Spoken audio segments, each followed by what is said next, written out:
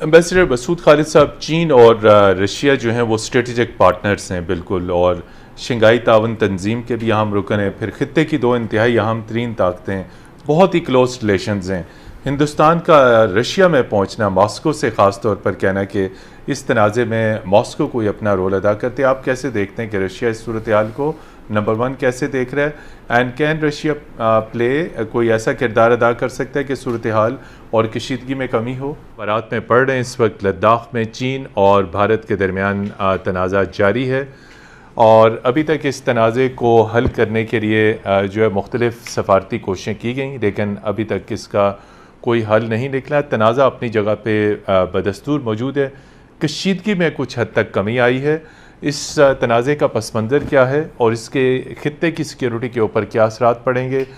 पाकिस्तान इस तनाज़े को कैसे देख रहा है और दुनिया की बड़ी बड़ी ताकतें इस तनाज़े को कैसे देख रही हैं? मॉस्को कैसे देख रहा है? वाशिंगटन में अमरीकी सदर की जानिब से जो है एक मरतबा फिर सालिसी की पेशकश की गई है। उन्होंने सालिसी की पेशकश की है चीन और भारत के दरमियान इस तनाज़े को हल कराने के लिए, और इससे जुड़े हुए दीगर तमाम तर मौज़ूआत, नेपाल और इंडिया के दरमियान जो सरहदी तनाज़ा है, आखिर ये सरहदी तनाज़ा है क्या और इसका पस मंज़र क्या है, इस इन तमाम तर इशूज़ के ऊपर। और इसके साथ साथ चूँकि पाकिस्तान भी इस खत्ते का एक इंतहाई अहम फ़रीक है, पाकिस्तान के साथ जो इसके जुड़े हुए मामलात हैं, लद्दाख का मामला इस वक्त ग्लोबल हेडलाइंस हैं, तो इसका क्या आपको तनाज़ा बढ़ता हुआ नज़र आ रहा है या तनाज़े का कोई आप देख रहे हैं कि कोई हल है इसका? बहुत शुक्रिया मतीन साहब, आपने बहुत अहम मौजू का चुनाव किया है आज। मैं ये समझता हूँ कि जो फ़ौजी कशीदगी है वो तो शायद उसमें किसी हद तक कमी आए, क्योंकि भारत की दफ़ाई एतबार से चाइना के रद्द अमल के हवाले से सलाहियत और सियासी इरादे के इम्कानात काफ़ी कम हैं। लेकिन मैं इसको हाइब्रिड वॉरफेयर के कॉन्टेक्स्ट में समझता हूँ। एक तो अमेरिका ने सियासी अंदाज में भारत को ऑब्वियसली सपोर्ट करने की कोशिश की है, अगरचे फेस वैल्यू पे एक ट्वीट आया अमेरिकी सदर की जानिब से मीडिएशन के हवाले से, लेकिन ऑब्वियसली चूँकि उनके तस्वीराती जो रवासिम हैं न्यू दिल्ली के साथ वो बहुत करीब होते जा रहे हैं, तो मैं नहीं समझता कि इसको कोई संजीदगी से बीजिंग में लिया जाएगा। अलबत्ता उन्होंने एक करारदाद जो मूव की गई है यूएस कांग्रेस में तिब्बत की आज़ादी के हवाले से, वो अमेरिका की एक इनडायरेक्ट कोशिश है चीन पे अपना सियासी दबाव बढ़ाने के लिए। और तीसरी तरफ मैं ये समझता हूँ कि अभी हाल ही में अमेरिका ने जो तिजारती रवासिम हैं चीन के साथ, उनमें काफ़ी उनको रिव्यू किया है, और उनमें हम देखते हैं कि इकनॉमिक और ट्रेड वॉर में काफ़ी एस्केलेशन नज़र आती है।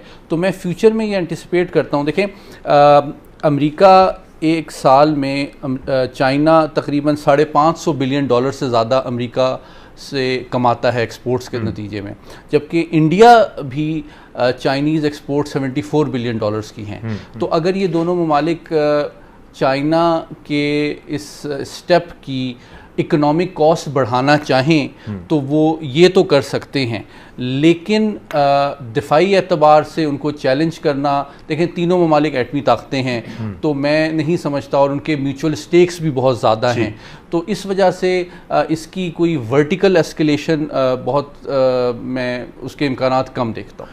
जी एम्बेसडर साहब, देखिए तनाज़ा बड़े अरसे से चल रहा है और 62 में बहुत बड़ी झड़प हो चुकी है। तो जब इंडिया को मालूम है कि इलाका डिस्प्यूटेड है, उसके बावजूद वहाँ पर सड़क और एक पुल की तामीर जो है वो उस पर उन्होंने काम शुरू किया, जो तनाज़े की बुनियादी वजह बना, जो इसकी वजह से चीन की तरफ से रद्द अमल आया। तो आखिर उस डिस्प्यूटेड टेरिटरी में इंडिया के क्या स्ट्रेटेजिक इंटरेस्ट हो सकते हैं, जब उसे वार्निंग बार बार दी गई थी कि आपने ये इस मुतनाज़ इलाके में कंस्ट्रक्शंस नहीं करनी? तो आप समझते हैं चीन की जानिब से जो रद्द अमल आया वो बिल्कुल ठीक था?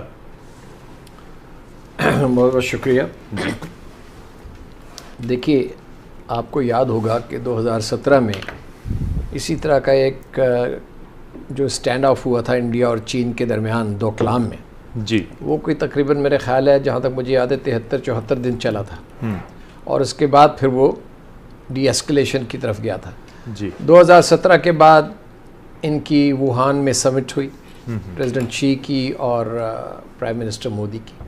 उसके बाद चेन्नई में 2019 में ये मिले और ये तय पाया कि दोनों लीडर्स के दरमियान ये तय पाया कि बॉर्डर के ऊपर LAC के ऊपर ट्रैंक्विलिटी विल बी मेंटेन्ड, ठीक है जी। तो अभी इस 2 समिट्स को 1 साल भी नहीं गुजरा, यानी कि एक 2017 में हुई, 2018 में, और उसके बाद ये हमारी ये दूसरी जो हुई चेन्नई वाली 2019 में, यानी कि अभी स्याही भी खुश्क नहीं हुई और ये दोबारा बॉर्डर के ऊपर आप ये एस्केलेशन देख रहे हैं। तो इसमें जो सारे एनालिसिस सामने आ रहे हैं तज्ज़ियाकार, और इसमें स्ट्रेटेजिक मिलिट्री एनालिस्ट और सिफारतकार, वो ये कह रहे हैं कि इसमें इंडिया ने जो अपनी, यानी कि उन्होंने एकदम जो फोर्टिफाई करने की कोशिश की है और वहाँ जो रोड बनाने की कोशिश की है और वो एयर स्ट्रिप बनाने की कोशिश की है, उसको यानी कि उसके जवाब में चाइना ने वहाँ पर कुछ अपनी तादाद जो है फ़ौज की बढ़ाई है, न्यूमेरिकल स्ट्रेंथ बढ़ाई है और एक्चुअली दोनों साइड से वो बढ़ी है और ये झड़पें वगैरह हुई हैं। तो इसमें जो बज़ाहिर नज़र आ रहा है उसमें ये साफ नज़र आ रहा है कि इंडिया की तरफ से ये एक ब्रॉडर और बिगर अंडरस्टैंडिंग हुई थी, उसकी खिलाफ वर्जी हुई। सईद मोहम्मद अली साहब, ये बताइए कि आप देखते हैं कि जो ख़ास तौर पर अमरीकी सदर की जानिब से मैसेज आया मुसाहिलत का, और आप देखते हैं इसमें कुछ सिंसियरिटी है, और जिस तरह कि आप पहले ख़ुद कह चुके हैं कि उधर से वाशिंगटन मुसाहिलत के भी ऑफ़र करता है लेकिन एंटी चाइना स्टेप्स भी वो लेता है, तिब्बत की रिकग्निशन के लिए बिल भी मूव होते हैं। तो ये अमेरिका की जानिब से जो मुसाहिलत की जो ऑफ़र है ये कोई कारगर हो सकती है, चूँकि इशू तो बहुत गंभीर है। दिलचस्प बात यह है कि मैं समझता हूँ कि इस ऑफ़र को न्यू दिल्ली और बीजिंग दोनों गैर हकीकत पसंदाना समझेंगे for different reasons. Beijing obviously has no incentive to take it seriously, especially जबकि अमेरिका और भारत तस्वीराती एतबार से बहुत करीब आते जा रहे हैं।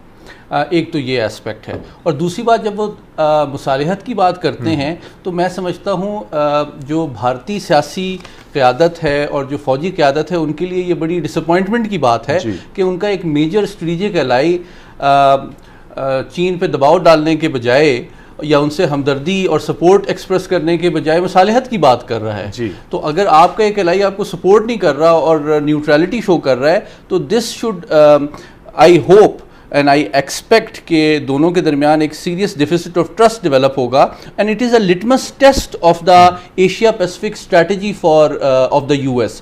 कि देखिए, अगर ये एक छोटी सी एक टैक्टिकल लेवल की एस्केलेशन है और इसके अंदर भी ना तो भारतीय अफवाज और सियासी क़यादत ने ये पॉलिटिकल विल और कैपेबिलिटी शो की है कि वो चाइना के ख़िलाफ़ कोई अहम कदम उठा सकते हैं, कोई सब्सटैंटिव स्टेप ले सकते हैं, तो ये वाशिंगटन और बेल्टवे के अंदर भी लोगों को सोचने पे मजबूर करेंगे कि क्या कितना अपनी सिक्योरिटी इंटरेस्ट को भारत स्टेक पे लगाएगा अमरीकी मफादात के लिए इस्तेमाल होने के लिए। और दूसरी जानिब भारत के अंदर भी जो स्ट्रैटेजिस्ट हैं, जो पॉलिटिकल लीडर हैं, जो फ़ौज है, वो इस बात के पे नज़र-ए-सानी पे मजबूर हो जाएंगे कि क्या अमेरिका हमें इस्तेमाल करना चाह रहा है लेकिन हमें तो वो सपोर्ट डिप्लोमेटिक लेवल पे भी करने के लिए तैयार नहीं है, तो फौजी तौर पे वो क्या करेंगे। जी, एम्बेसडर मसूद खालिद साहब, ये बताइए कि प्रेसिडेंट शी ने कहा था कि वो जल्द ही ऐसे इलाके जिन पर चीन का दावा है वो वापस ले लेंगे। क्या चीन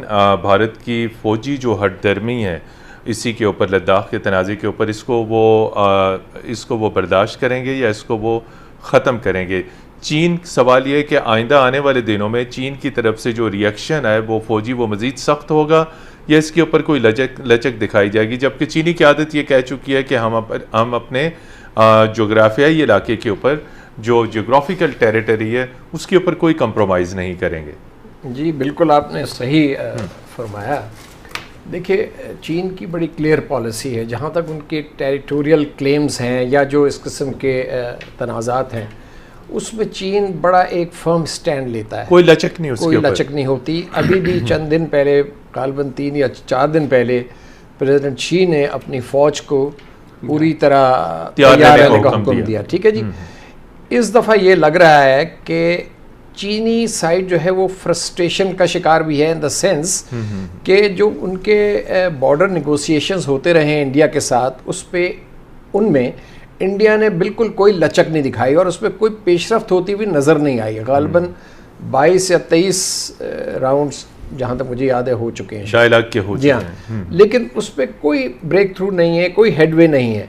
तो और यानी कि हेडवे एक तरफ नहीं है और दूसरी तरफ ये कि इस किस्म की जो है आपने देखा कि उन्होंने खिलाफ वर्जी की, एक अंडरस्टैंडिंग जो बड़ी अंडरस्टैंडिंग थी लीडर्स के दरमियान, और इंडिया ने बल्कि इश्तियाल अंगेज़ी मैं समझता हूँ। चीन जो है जी, चीन की पॉलिसी को समझने के लिए बड़ा ज़रूरी है कि चीन जनरली बड़ा तहम्मुल से काम लेता है और चीनी फोर प्लानिंग करते हैं, फॉरवर्ड प्लानिंग करते हैं और सोच समझ के ये उनको ये पता है कि इंडिया जो है वो एक बड़ा नेबर है।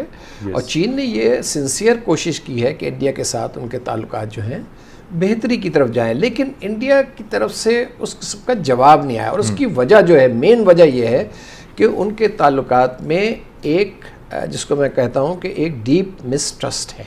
डीप मिसट्रस्ट, जी हाँ, डीप मिसट्रस्ट है।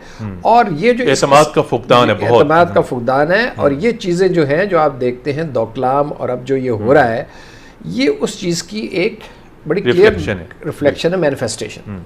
तो अब ये कि मैं ये समझता हूँ कि चीन जो है वो अभी जो खबरें आ रही हैं वो ये कि दोनों साइड्स डिप्लोमेटिकली इंगेज्ड हैं और बातचीत चल रही है।